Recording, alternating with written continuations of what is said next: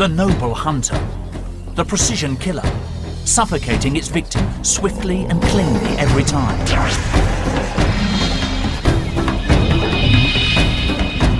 But is this squeaky clean image of the king of the beasts really true? We track one pride that goes in for a messier kind of killing, sometimes digging straight in, eating prey alive.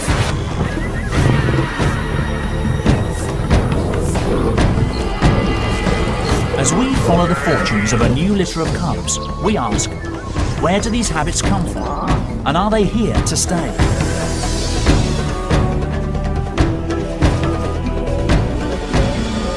Is this typical behaviour, or will we write them off as lions behaving badly?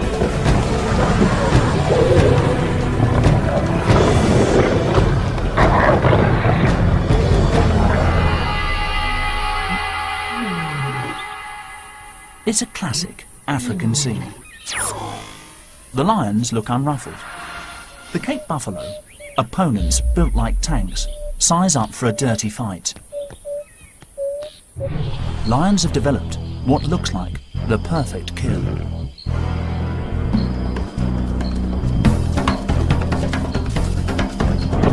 They've got combined power of the pride to bring down these giants. Custom-built jaws to crush the windpipe. The kiss of death, quick and clean.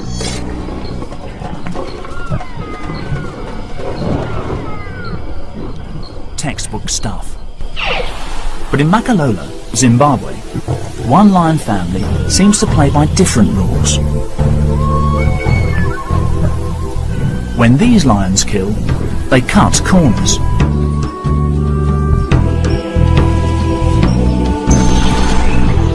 Right now, one-year-old cubs swell the pride's numbers. Unusually, 7 of the 8 babies are male. Could this be a clue as to why this pride hunts the way it does? In the pride, it's the dominant male who pulls the strings. But for all the lions living here, the buffalo are the key to survival. Smaller prey just isn't going to provide enough food for a lion pride of this size.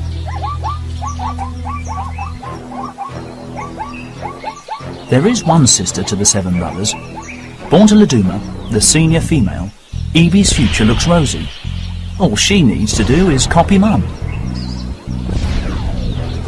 But Laduma is set to have a harder job training her sons in the art of the kill. 2 sons already look set to shine. Malu has brawn, while Kimber has brains. Together, they could really stir things up.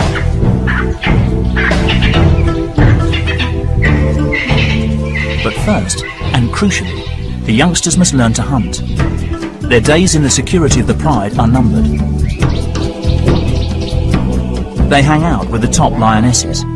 Our first insight into how this pride does business. Mardi, identified by a radio collar, is often on hand as a second mentor to the cubs. This is on-the-job training, and Mardi also acts as a backup to her sister Laduma during attacks. When hunting, they're the ones the cubs will need to watch. At all other times, it's the pride male, Pamwi, who keeps the family members in line. At 180 kilos, more than twice the weight of a man, he demands respect, even from the oldest lioness. If he senses a challenge, things could turn nasty.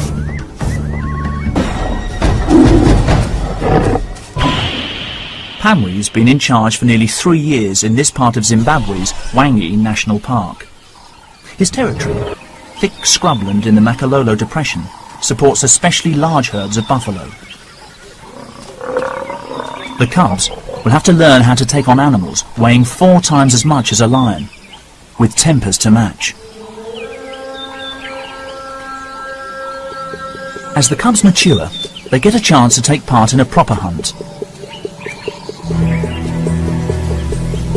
Buffalo come to battle equipped with some of the heaviest and deadliest horns in the animal kingdom.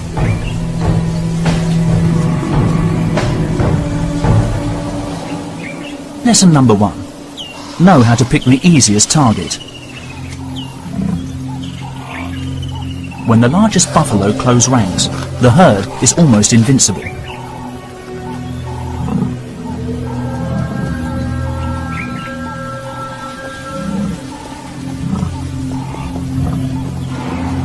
Laduma takes the lead. She's always up front. But how will the rookies react to the buffalo front line?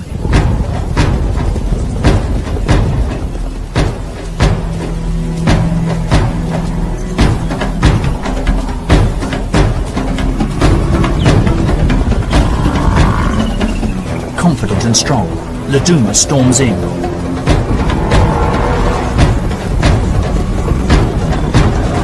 She's got a calf in her sights. The two boys approach from the flank. The buffalo fight back. Laduma lets go and the cubs scatter, but she won't give up that easily and sneaks in for another go. But the herd now has the upper hand.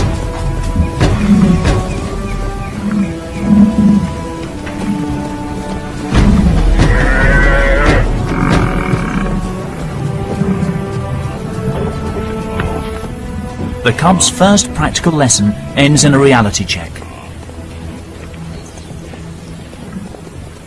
What went wrong?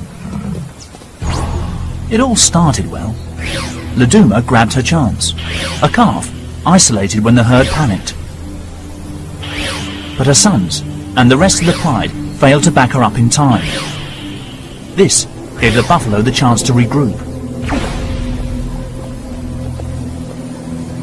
In the end, the lions were outmaneuvered by their prey. Strength in numbers and team play won the day.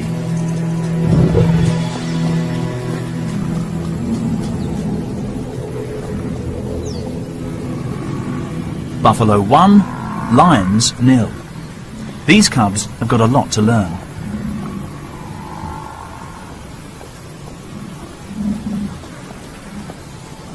The buffalo calf has too. She had a narrow escape, but at least she inherited excellent defensive skills. She's going to need them. 3 months earlier, she spent a few hours as a helpless newborn.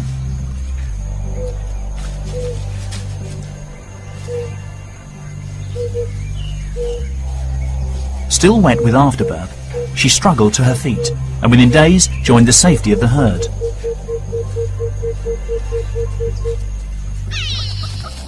She'll have to use all her natural-born resilience to survive the lions of Makalolo.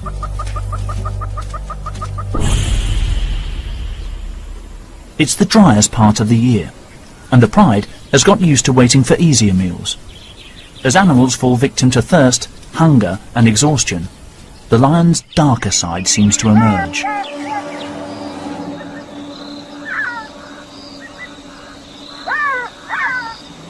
An injured elephant calf hauls itself through the undergrowth. Noisy enough to attract attention. The wrong kind of attention. It looks like the end of the road for this baby. Earlier, a pushy buffalo herd unsettled an elephant family at a waterhole. In the stampede, the calf panicked, fell and was trampled.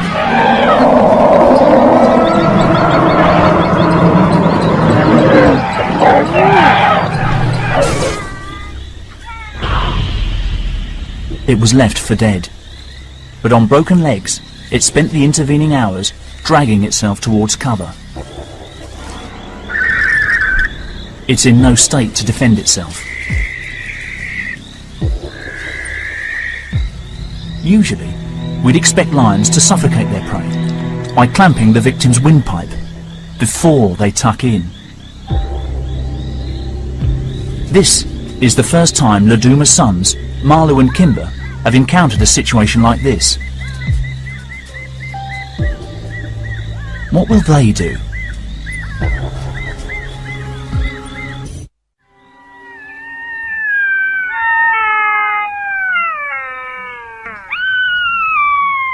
Dawn reveals the events of the night before. The lions started eating hours ago, but they haven't yet killed the baby elephant.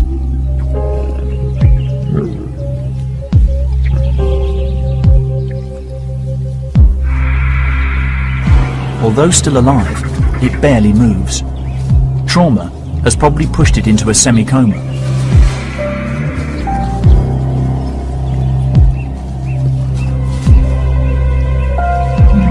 To humanize, this might look brutal, but we can't judge lions by our rules. Young cubs like Evie, Marlou and Kimber must follow the ways of the pride. They just copy their elders.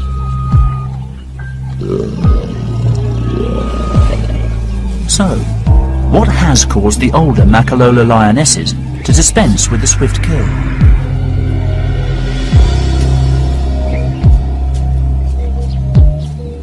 Maybe the clue is in the victim's behaviour. This baby elephant didn't put up a fight. It's a quick, clinical kill, only necessary to subdue a struggling victim. The calf died sometime later. But the pride's movements after this might reveal what's behind their unusual behaviour. They left and returned to the carcass several times. To leave a meal unattended like this suggests they don't have rivals for their food. In the heart of the territory defended by Pamwi, Laduma's family lives unchallenged. This isn't unique among wild lions, but it's a rare luxury.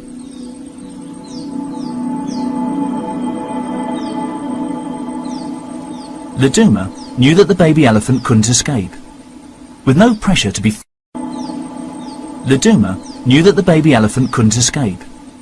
With no pressure to be fast and efficient, even hardwired hunting instincts can be short-circuited. Who wouldn't save their energy, given the opportunity? Their instinct to sleep for up to 20 hours a day, though, seems right on track.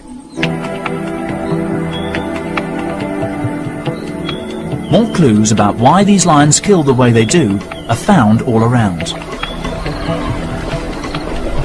Although Wangi National Park is largely a wilderness, man-made boreholes were sunk in the Makalola area to help the wildlife get through the dry season. Elephants, like all the grazing animals here, will travel huge distances every day to get water. When two heavyweights want the same thing, sometimes the pressure valves burst.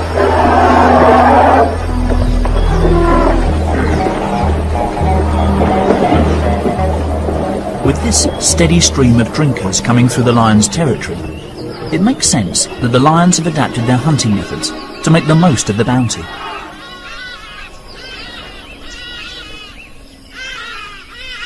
But the question for the cubs is this: was eating an animal alive just a one-off, or are they likely to make a habit of it? Night. Pamwi's pride has woken up and is on the hunt again. More training for the cubs. Laduma is yet again the linchpin. It's not unusual for adult females to do most of the work during hunting, but tonight she has an even bigger job. Marlu's strength and Kimber's wit have improved, but to make their contribution count, their mother needs to show them something new.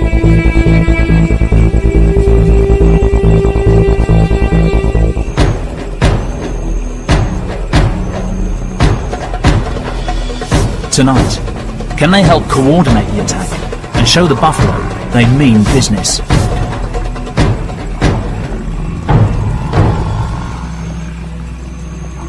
The calves, small and vulnerable, are kept at the centre of the herd, out of the firing line.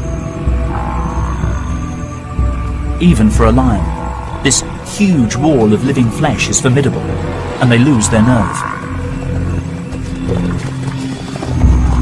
Maybe the buffalo sense a weakness in the lion's battle strategy. Can they spot the incompetence of Laduma's sons?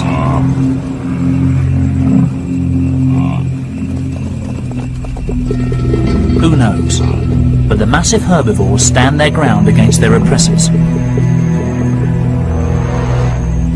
Once again, Laduma's sons have failed to raise their game.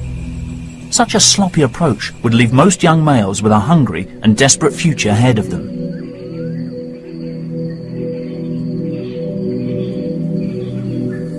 But Makalolo, yet again, offers them a soft option. Another tiny elephant calf wanders alone. Born only a few weeks previously, he's been abandoned by his herd.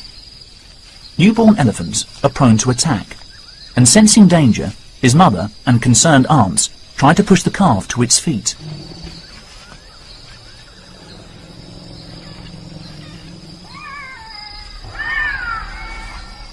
But he just wasn't strong enough. His family stuck with him at first, but eventually had no choice but to leave him and let nature take its course.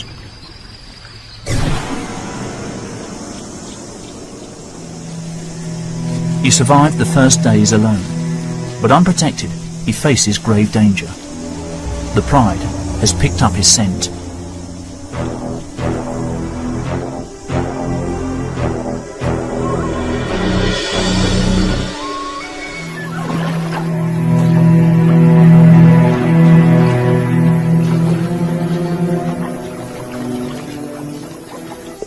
But the baby gets a lucky break.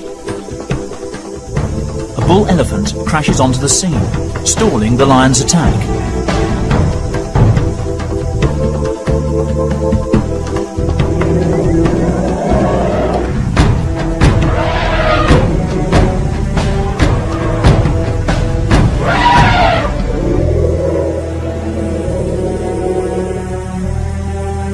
They wait to see what will happen next.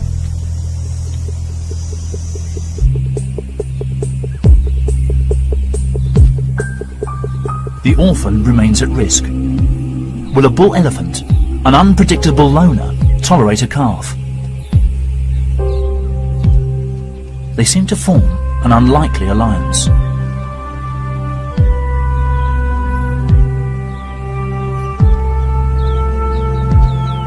But a male elephant isn't inclined to watch over a lost baby.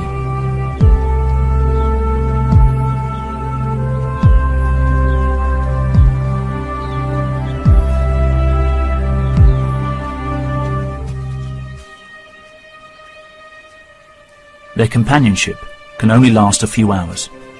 The calf stumbles on alone.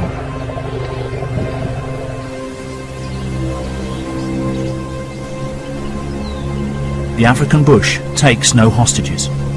The sick and needy stand out as beacons to the hungry and opportunistic.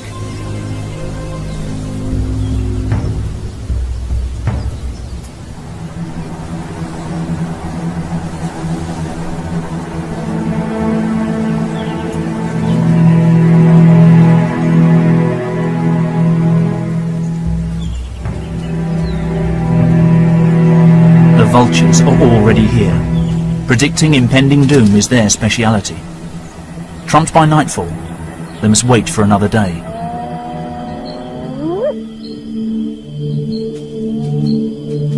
They don't call it the lion's share for nothing. They will get the most of this easy meal. And dehydrated, probably traumatized, the baby elephant gives up the ghost, sparing itself from a more gruesome death. Malu and Kimber, now juveniles, don't know it, but this will be the last time they feed so easily.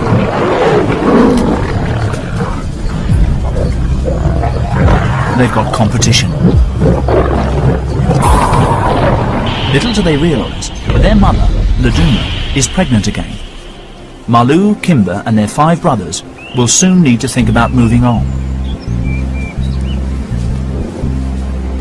3.5 months ago, Pamwi picked up the smells, telling him the lionesses were ready to mate. He mounted them several times an hour for 4 days, a sexual marathon.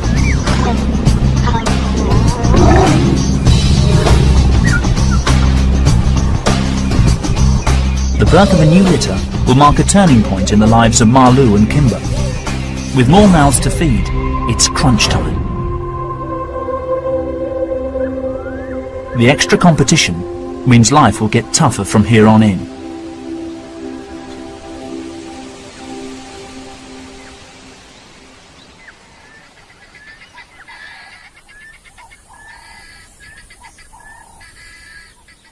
Although they've grown in strength and confidence, the brothers still haven't made a kill.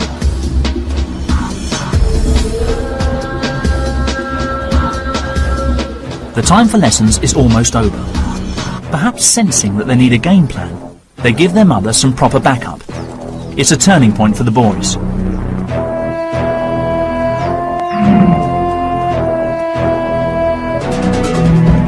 The buffalo look rattled.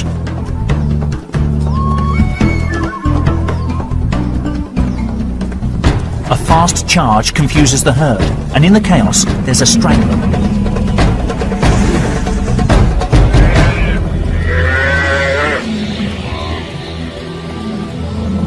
But two young guns have narrow odds against a buffalo army. It's time for all the brothers to get involved.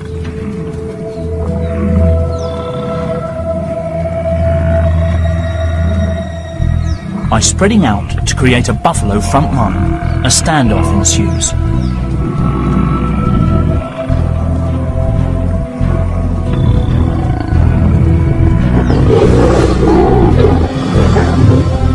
The lions still need an old hand for the finishing touch.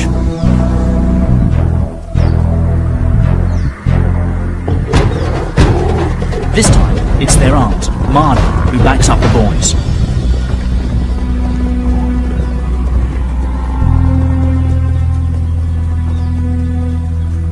The cubs did help to execute a classic ambush, but they still can't finish the job.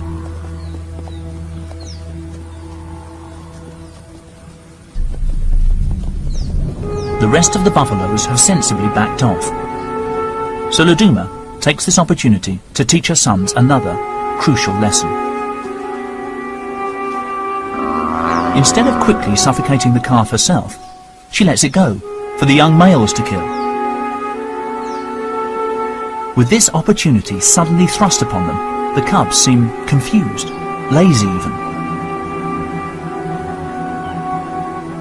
It's like watching a domestic cat playing with its food. Are these lions simply not hungry enough to make a kill? It's highly unusual to see a lion hold back its killer instinct. Even Mardi has a casual approach to the kill.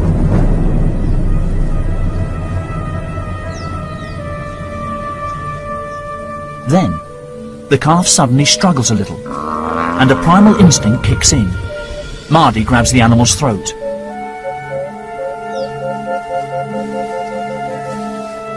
A little sustained pressure, and the calf will suffocate. But she doesn't see it through. Is Mardi hoping the cubs will come back and have a go? Or is she too suffering from the same laid-back attitude towards killing? Even faced with the wrath and weaponry of the Cape buffalo, can they simply not be bothered to learn to kill in the classic way? It's nightfall before the lions tuck in. Round here, death does not always come quickly.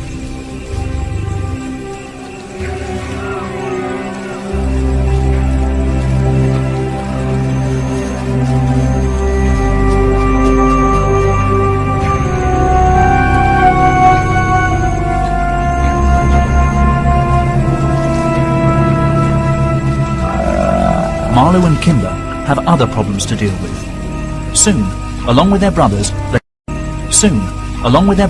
they will be forced to leave, but they must sharpen up their act.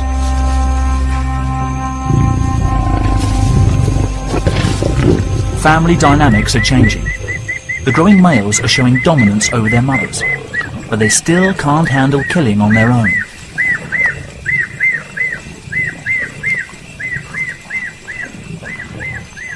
In lion society, dominant males rarely make the kill when with the pride, but they usually monopolise the meal.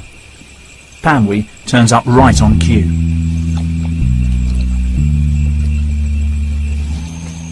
Kimber and Marlo give him space. The two brothers are developing a close bond, a bond that could, one day, put them into direct competition with their father. To keep the young upstarts in check, Panwi moves in to shake things up.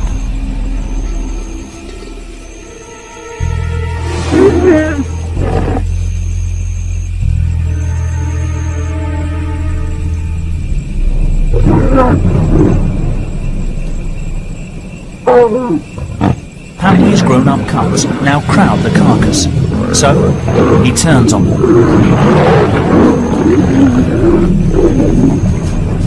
A good lesson has been learned. Big males eat first. Kimber grabs what he can and retreats.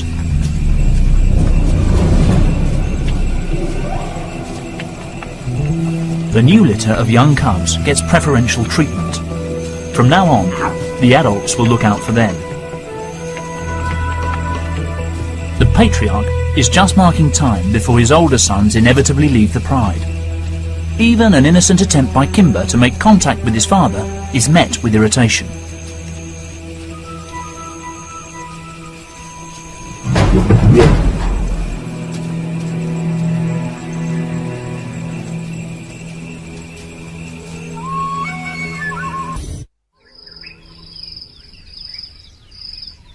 Tensions within the pride simmer on into October.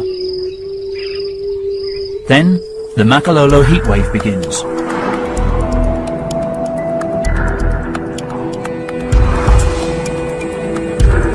Temperatures up in the 30s drain the colour from the landscape.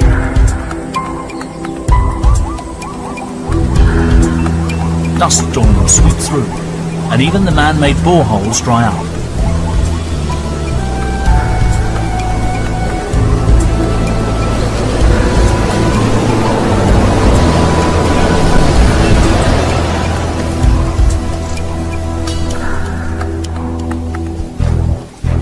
Pamwi must lead the pride deeper into the parched scrub. Kimber, Malu and the other large cubs still trek with the family. With food getting harder to find, they remain an essential part of the team. Their mothers, however, will be watching their every move. The new cubs are now the priority.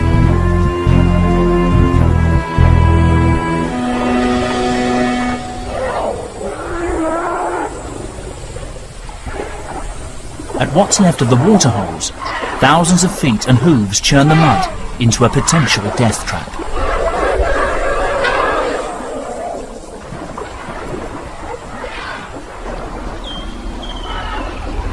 Adult elephants indulge in the usual skincare routine, but for a baby, it's a new danger.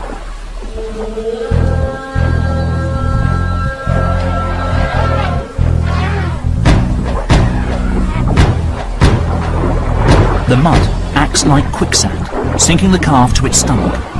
It's not strong enough to pull itself free, and the more it wriggles, the more the mud sucks the calf in.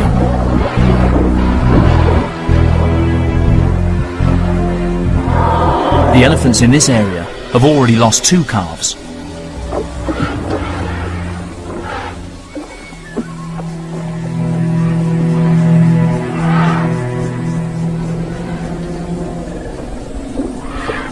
But this time, the mother successfully intervenes, tenderly coaxing with a massive foot and easing her calf free.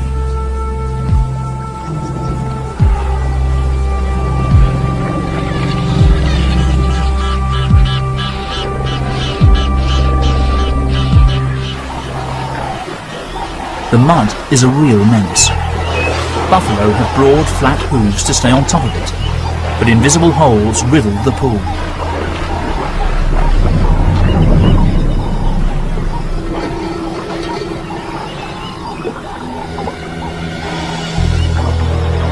Once you slip in, the mud draws you down further.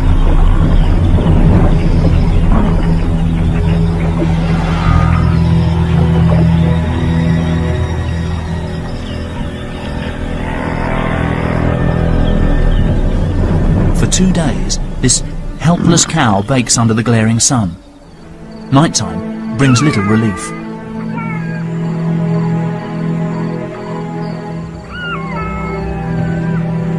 Jackals become constant companions. They're waiting for the surface mud to harden and create a pathway to the feast.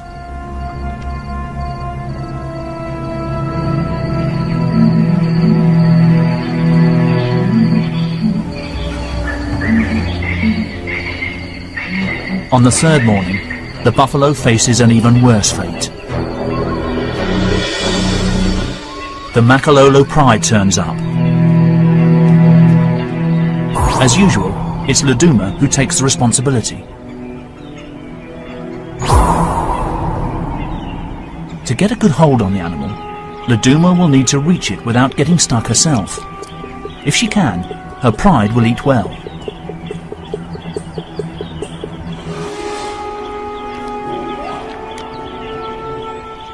Mud makes lions nervous, so she cautiously edges over the sun-baked crust.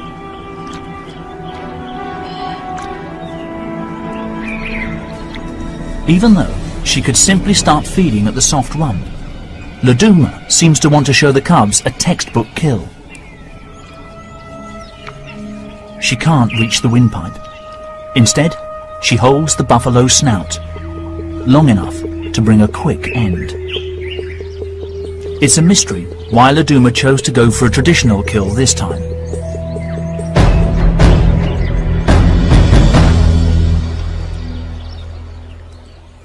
But she set a new example to her cubs and shown them that they need to take every situation on its merits and think on their feet.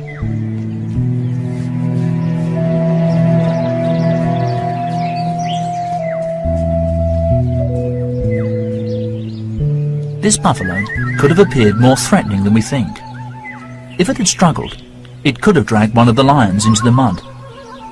Maybe by killing it first, Laduma made sure they could eat in safety.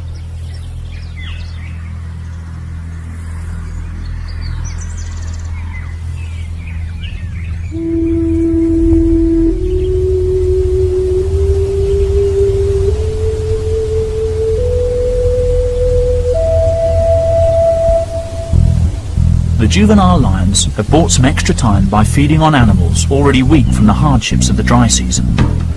But for Kimber and Marlou, these lazy days hanging out with their mother and relying on her to provide their food are numbered. Nearly fully grown, the boy cubs have huge appetites and growing aspirations.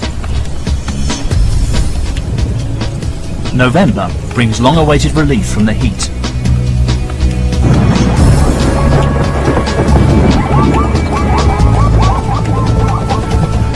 Five millimeters of rain falls every day for weeks on end.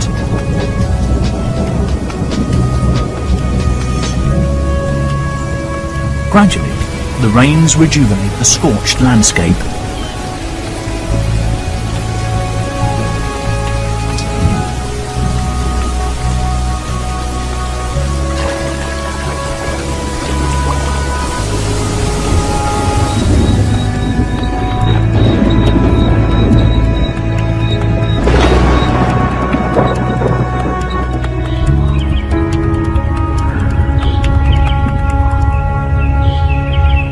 Animals that laid low or stuck closely to whatever water they could find can now roam again to feed and breed.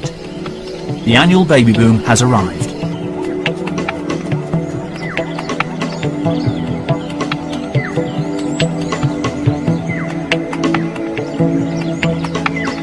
Soon after giving birth, many mothers come into heat. Males lock horns to win the right to breed with them.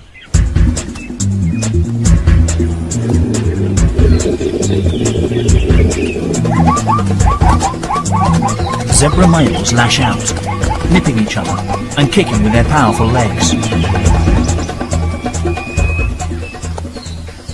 But one zebra mare stands quietly by. Her stillborn foal has lain dead for over 24 hours, but still, she continues to watch over it.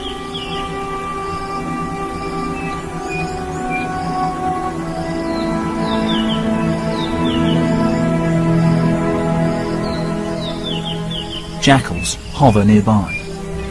One animal's tragedy is another's meal, and the chance to produce a family of their own.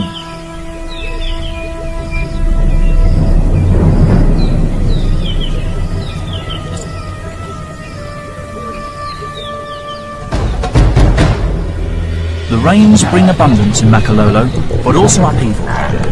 The juveniles in the Lion Pride face a trying time. They must earn their keep and regularly take part in the hunt.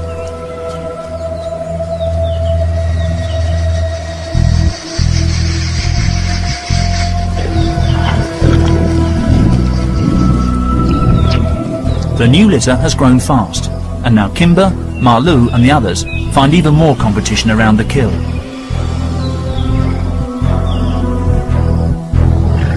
But for juvenile males, the cold shoulder treatment is an essential part of growing up.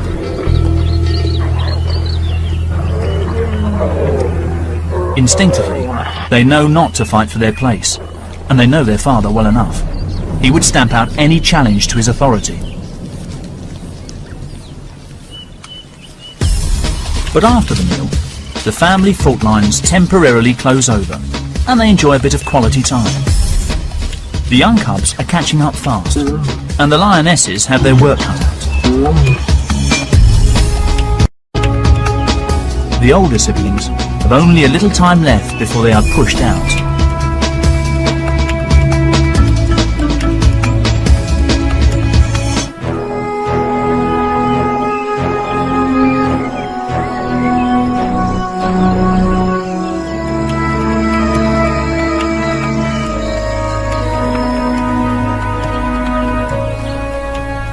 Increasingly, the adolescent gang rests up away from the main pride. Even the lionesses are getting tired of the older cubs, and they're always under the watchful gaze of Pamwi.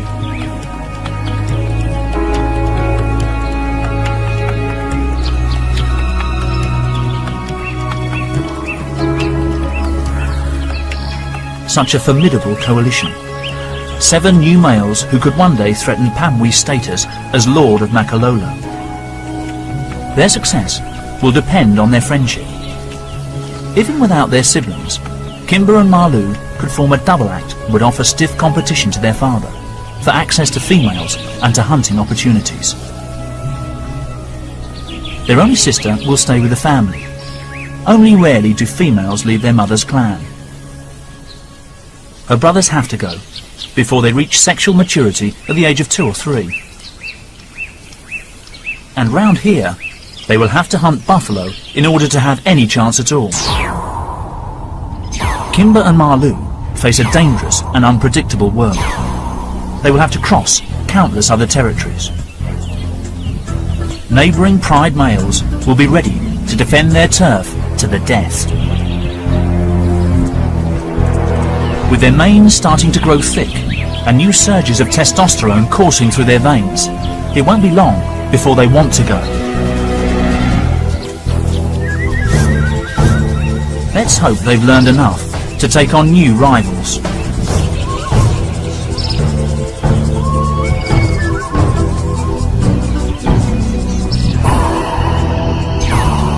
They have come a long way. The innocent games from their nursery have evolved into elaborate moves on the battlefield.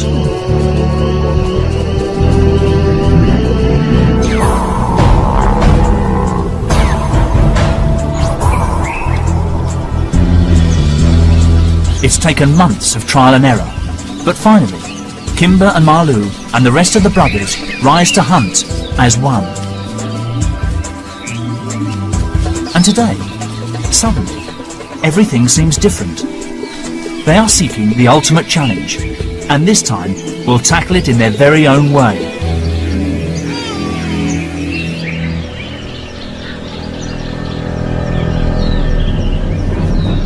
For once, they have no adult lionesses to dig them out of a hole, but they rise to the occasion. Good teamwork helps them locate and ambush a solitary buffalo bull.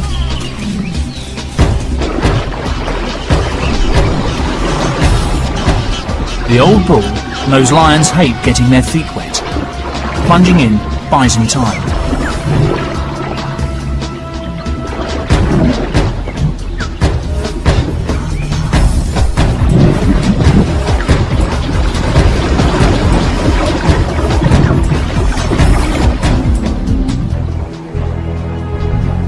Marlou courageously wades in.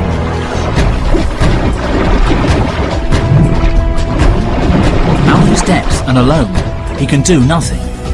And what's more, this bull has attitude.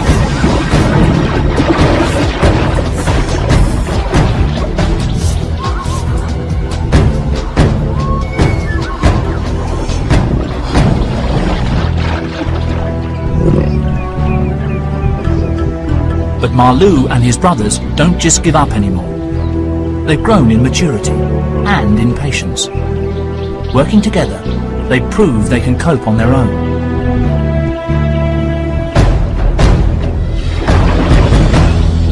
The Buffalo Bull remains under siege.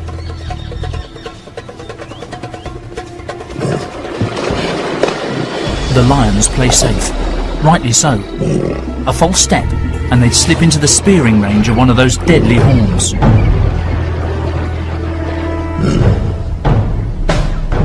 They stake out the bank, harassing and wearing down the cornered buffalo.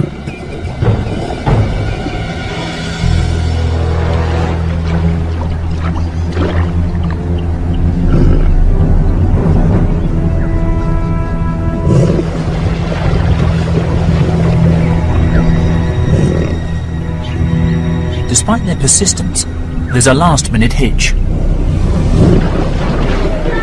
A bull elephant shows up at the waterhole.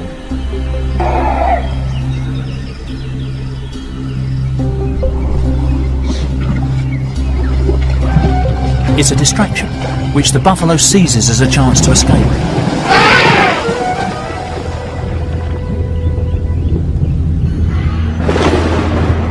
On this occasion, luck ran against them, but even seasoned hunters regularly miss their target.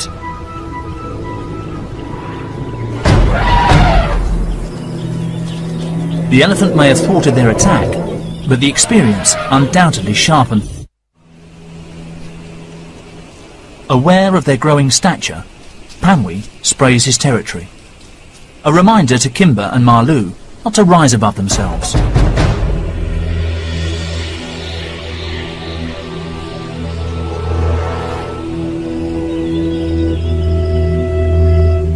The good times are over. By June, everything dries up again.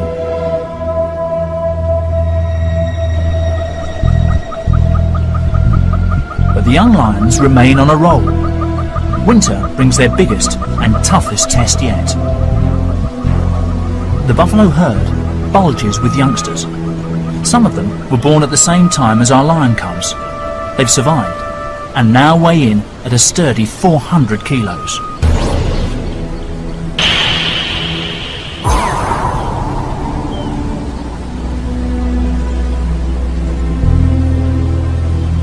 More muscle to strengthen the buffalo line of defence.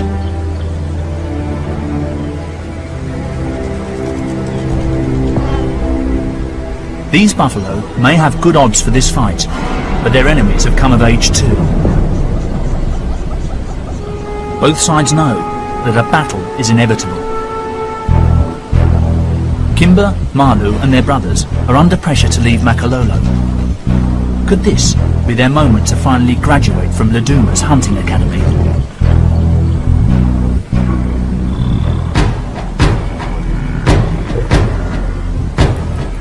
Laduma does what comes naturally to her and spearheads the attack. After several mock charges, they succeed in isolating a young buffalo. Kimber claws into her back to hold her. The adult buffalo turn back, but the lions remain focused. Staying well away from the sharp end, Marlou and Kimber finally help Laduma bring the animal down.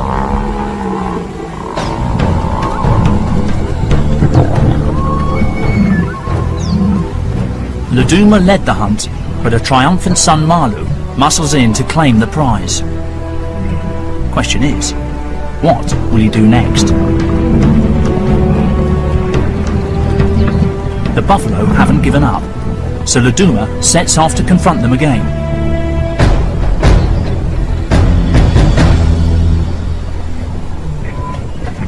She successfully holds them off, buying her sons more time.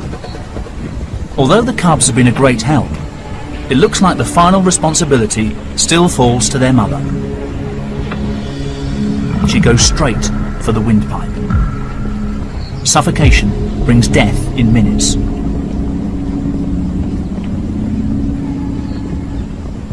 For these cubs, it looks like they won't learn to finish their prey off until they've left home and are forced to do it for themselves. But at least they've shown that the unconventional habits they experienced when they were very young aren't necessarily here to stay.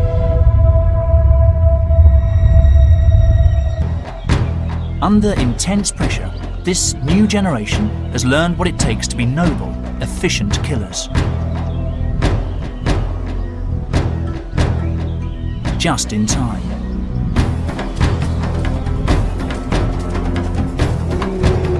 An excursion into the territory next door gives Marlou and Kimber a huge fright, when Pamwee's nearest competitor gives them a real taste of things to come. Realising it's time to leave, Marlou and Kimber lead the exodus. Their father now has a new litter to help the females with the hunt. But they go armed with the experience to survive beyond the cosy world of Makololo. In time, this powerful coalition of brothers will rule the bush elsewhere. For their mother, it's business as usual. The cycle of feast and famine in Makololo goes on, and Laduma will continue to roll with the punches. Whether that involves killing her victim first will be down to what seems best at the time. Lions are not the clean-cut, noble hunters we like to think they are. Just like us, they will cut corners and take the easy route whenever they can. And if that means eating their prey alive, so be it. But these lions aren't behaving badly. They are just being themselves.